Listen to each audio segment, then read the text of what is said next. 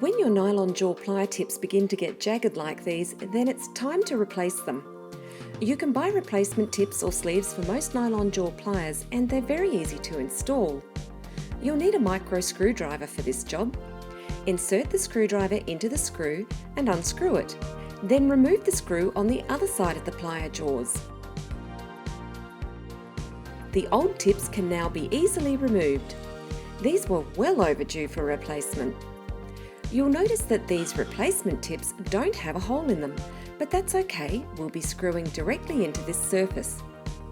Place one of the new tips on the jaw and hold it in position with your finger whilst you position the screw in the hole.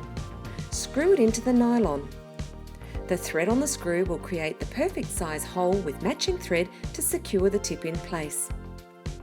Now place a sleeve on the other jaw and hold the two jaws together to keep it in position. Place the screw through the hole in the jaw and screw it in tightly. And that's all there is to it. Now your nylon jaw pliers are ready to get back to straightening wire.